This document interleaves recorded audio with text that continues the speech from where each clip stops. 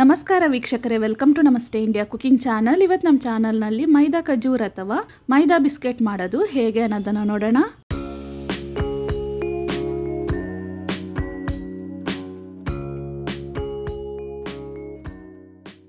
ಇನ್ನೂರು gram ಸಕ್ಕರೆಯಲ್ಲಿ 2 spoon ಸೋಂಪು ಕಾಳನ್ನು ಹಾಕಿ ಮಿಕ್ಸಿನಲ್ಲಿ ನುಣ್ಣಕ್ಕೆ ಪುಡಿ ಮಾಡ್ಕೊಳ್ತಾ ಇದ್ದೀನಿ. 50 ಗ್ರಾಂ ವನಸ್ಪತಿ ತಗೊಂಡಿದ್ದೀನಿ, ಅಂದರೆ ಡಾಲ್ಡಾ. ಇದನ್ನ ಬಿಸಿ ಮಾಡಿ ಕರಗಿಸ್ಕೊಬೇಕು. ಒಂದು ಬೌಲ್ನಲ್ಲಿ ಅರ್ಧ ಕೆಜಿ ಮೈದಾ ಹಿಟ್ಟನ್ನು ಹಾಕ್ತಾ ಇದ್ದೀನಿ. ಇದರಲ್ಲಿ 2 ಸ್ಪೂನ್ ಗಸಗಸೆ, 2 ಚಿಟಿಕೆ ಉಪ್ಪು, 1/4 ಟೀ ಸ್ಪೂನ್ ಅಡುಗೆ ಸೋಡಾ, ಕಾಯಿಸಿ ತಣ್ಣಗೆ ಮಾಡಿರುವ ಡಾಲ್ಡಾ ಹಾಕ್ತಾ ಇದ್ದೀನಿ. ಡಾಲ್ಡಾ ಹಾಕೋದ್ರಿಂದ ರುಚಿ ಬರುತ್ತೆ. ನಿಮಗೆ ಡಾಲ್ಡಾ ಇಷ್ಟ ಆಗಲಿಲ್ಲ ಅಂದರೆ ಸನ್ಫ್ಲವರ್ ಎಣ್ಣೆಯನ್ನು ಕಾಯಿಸದೆ ಹಾಗೇ ಹಾಕ್ಬೋದು. ಸೋಂಪು ಕಾಳಿನ ಜೊತೆಗೆ ಪುಡಿ ಮಾಡಿರುವ ಸಕ್ಕರೆಯನ್ನು ಹಾಕ್ತಾ ಇದ್ದೀನಿ. ಇದನ್ನು ಒಂದು ಬಾರಿ ಚೆನ್ನಾಗಿ ಮಿಕ್ಸ್ ಮಾಡಬೇಕು. ಒಂದು ಸ್ವಲ್ಪನೇ ನೀರನ್ನು ಹಾಕ್ತಾ ಇದ್ದೀನಿ. ನೀರು ಸಕ್ಕರೆ ಪುಡಿ ಒಟ್ಟಿಗೆ ಸೇರಿ ಹಿಟ್ಟು ತೆಳುವಾಗತ್ತೆ, ಆದ್ರಿಂದ ಇಷ್ಟೇ ನೀರು ಸಾಕು.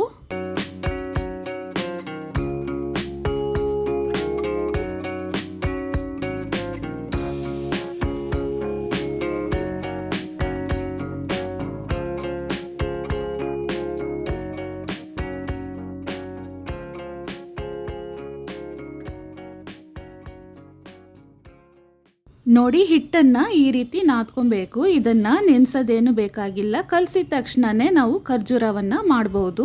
ಹಿಟ್ಟನ್ನು ಕಲಸಿಬಿಟ್ಟು ಸ್ವಲ್ಪ ಹೊತ್ತು ಇಟ್ಟರೆ ಸಕ್ಕರೆಯಿಂದ ಮತ್ತೆ ನೀರು ಬಿಟ್ಕೊಳ್ಳೋಕೆ ಆರಂಭಿಸುತ್ತೆ. ಹಿಟ್ಟಿನ ಮೇಲೆ ಸ್ವಲ್ಪ ಎಣ್ಣೆಯನ್ನು ಹಾಕಿ ಇದನ್ನು ಲಟ್ಟಿಸ್ಕೊಬೇಕು.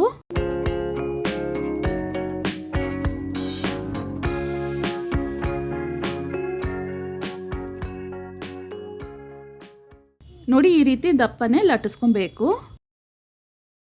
ಇದನ್ನು ದೊಡ್ಡ ಪೀಸ್ಗಳನ್ನಾಗಿ ಕಟ್ ಮಾಡ್ಕೊಳ್ತಾ ಇದ್ದೀನಿ.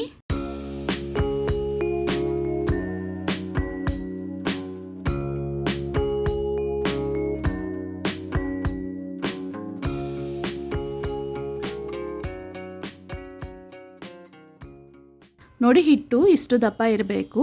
ಎಣ್ಣೆಯಲ್ಲಿ ಹಾಕಿ ಬೇಯಿಸಿದ ಮೇಲೆ ಇದರ ಡಬಲ್ ಅಷ್ಟಾಗತ್ತೆ. ಸನ್ಫ್ಲವರ್ ಎಣ್ಣೆಯನ್ನು ಮೀಡಿಯಂ ಹದಕ್ಕೆ ಕಾಯಿಸ್ಕೊಂಡಿದ್ದೀನಿ. ಇದರಲ್ಲಿ ಕಟ್ ಮಾಡಿರುವ ಹಿಟ್ಟನ್ನು ಹಾಕಬೇಕು. ಸ್ಟವ್ ಅನ್ನು ಲೋ ಮತ್ತು ಮೀಡಿಯಂ ಫ್ಲೇಮ್ನಲ್ಲೇ ಇಟ್ಟು ನಿಧಾನವಾಗಿ ಬೇಯಿಸಬೇಕು. ಹಿಟ್ಟು ದಪ್ಪ ಇರೋದ್ರಿಂದ ಒಳಗಡೆಯಿಂದ ಚೆನ್ನಾಗಿ ಬೆಂದು ಬರಬೇಕು. ಒಂದೇ ಬಾರಿಗೆ ಕಡಾಯಿನಲ್ಲಿ ಜಾಸ್ತಿ ಪೀಸ್ಗಳನ್ನು ಹಾಕಿ ಬೇಯಿಸಬಾರ್ದು. ಖರ್ಜೂರ ಡಬಲ್ ಸೈಜ್ ಆಗುತ್ತೆ. ಅದು ಬೇಯೋದಿಕ್ಕೂ ಮತ್ತು ತಿರುಗಿಸಿ ಹಾಕೋಕ್ಕೂ ಜಾಗ ಇರಬೇಕು.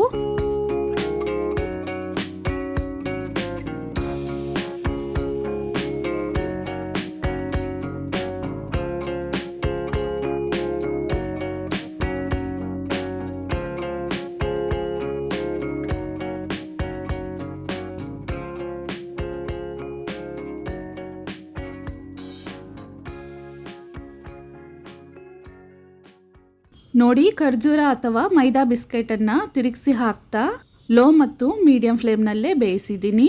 2 ಕಡೆನೂ ಈ ರೀತಿ ಕಂದು ಬಣ್ಣ ಬಂದಿದ ತಕ್ಷಣ ಎಣ್ಣೆಯಿಂದ ತೆಗಿಬೇಕು. ಈ ರೆಸಿಪಿಯನ್ನು ಬಿಸಿಯಾಗಿ ತಿನ್ನೋದಕ್ಕಿಂತ ತಣ್ಣಗಾದ್ಮೇಲೆ ತಿಂದರೆ ತುಂಬಾ ರುಚಿಯಾಗಿರುತ್ತೆ. ಮೇಲೆಲ್ಲ ಕ್ರಿಸ್ಪಿಯಾಗಿ ಮಧ್ಯದಲ್ಲಿ ಚೆನ್ನಾಗಿ ಸಾಫ್ಟ್ ಆಗಿರುತ್ತೆ.